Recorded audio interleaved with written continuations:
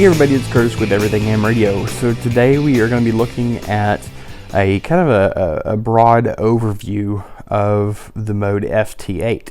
Now I know that this thing is a very big mode right now. People are using it a lot, I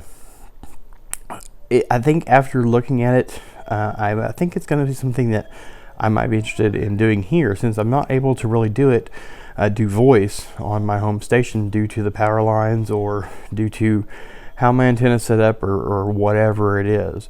But anyways, I went to the Hood County Amateur Radio Club Field Day site this year in 2019, and they had FT8 set up, and of course Johnson County did as well. But I got a chance to sit down with the president of the Hood County Amateur Radio Club, and he kind of showed me about what it is and how it works, and talked to us a little bit about him. I mean, he's got worked all states, I think, in several different bands, all working on FT8. And FT8's only been out a couple of years, so that's really neat. And I think it might be something that I really might be interested in doing here. So I might have some videos later on how I set up my station to do FT8. But anyways, let's get on to the video and show you all this brief overview.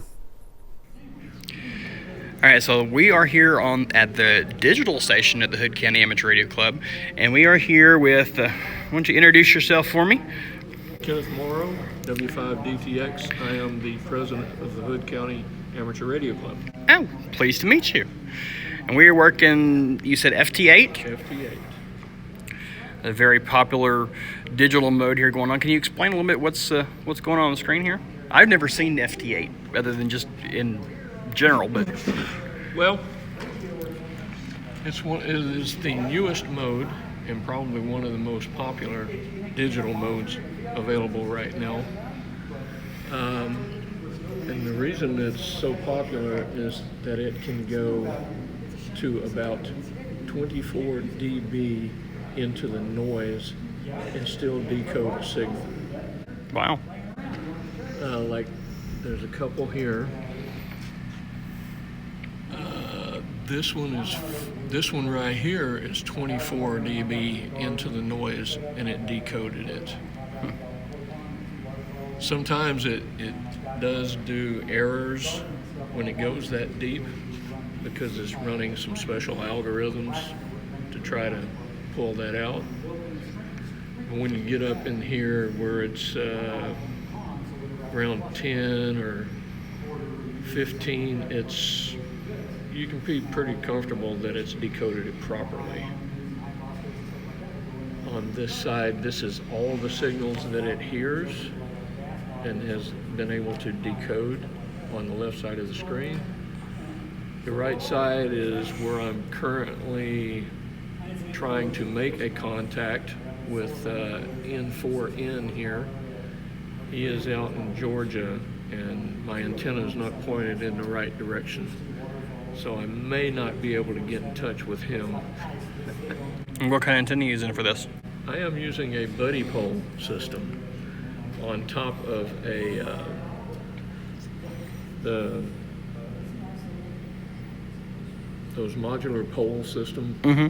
So it's about 23 feet in the air right now, and it's facing north-south instead of east-west. But I have been able to make a few contacts, so it does work. And you're doing this on 40 meters, right? 40 meters I am on. Last year on 20, it didn't work too well. So what do the different colors mean? As far as field day, it really doesn't make a whole lot of difference what the colors are, but in normal use I have it set up where this orange color, this darker orange color is for like this one. The lighter orange comes up for new CQ zones that I haven't made contact with. There's a light green that comes up with a new ITU zone, like that one, it doesn't say new ITU, but that's a new ITU zone that I haven't made contact with. So different colors are for different things, like a purple is for new country. There is a variation of this red that I have here that is for, shoot, I forgot now, new DX, somewhere that I haven't made a DX contact before. That's neat. So I don't have to look at the call sign or the country code out here. I can look at the color and know, hey, that's something new for me. And that's, I can double click on it and it'll start transmitting to it, or try to make contact with it. So, and it runs in 15-second cycles.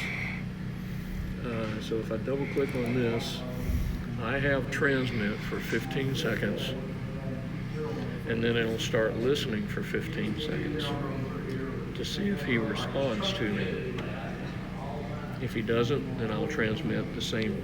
These messages over here is what I'm sending. The ones in yellow are the messages that I'm sending out. And he didn't hear me that time. So I'll transmit a couple of times to see if he hears me. If not, we'll move on to another call sign.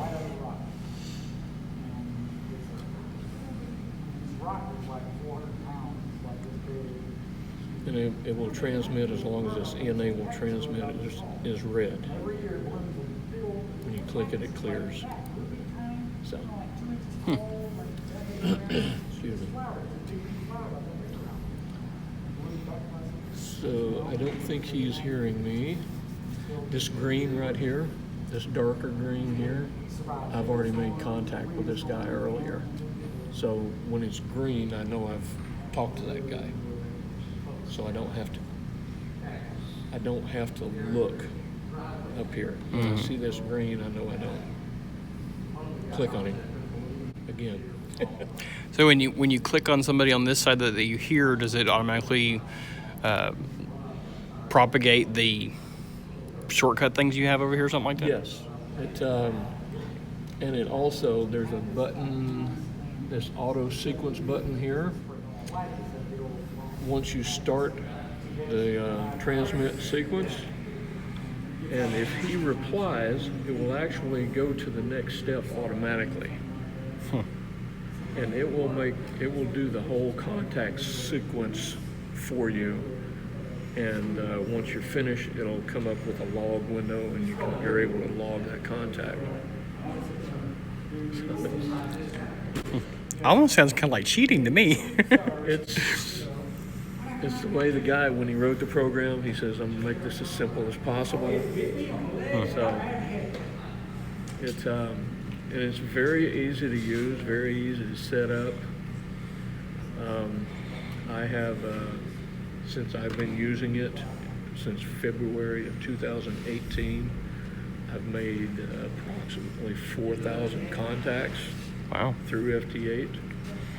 I have my worked all stations on 20, 30, 40, and I'm 2 states short of 80. Wow. Just on FT8. It's that popular. Now, what is the waterfall display you have over here? These are all the signals that are coming in that are being decoded over here on the left. And these are in 15-second increments. And now that I'm not transmitting, it's actually listening to both segments. And when I see something over on the left-hand side of the screen, we have a bunch over there now, but double click on it and it starts transmitting, and you won't see that segment in here anymore. When it's transmitting, it stops the waterfall. And when it stops transmitting, I need to move that because I'm transmitting on top of something. But these bars here, this little red bar and there's a little green bar here. The red is the transmit. I'm gonna move it over here. And the screen bar is who I'm listening to here, trying to contact W5 or WJ5J.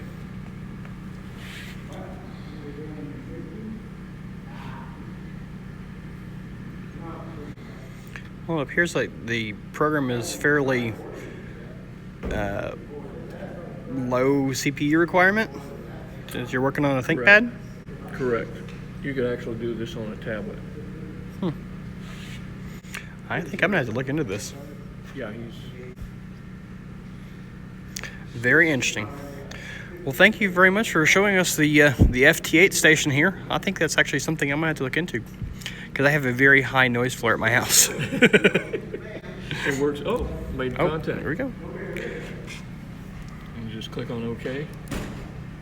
And to verify that it was logged, I used the N3 FJP field day software, and it logged it here.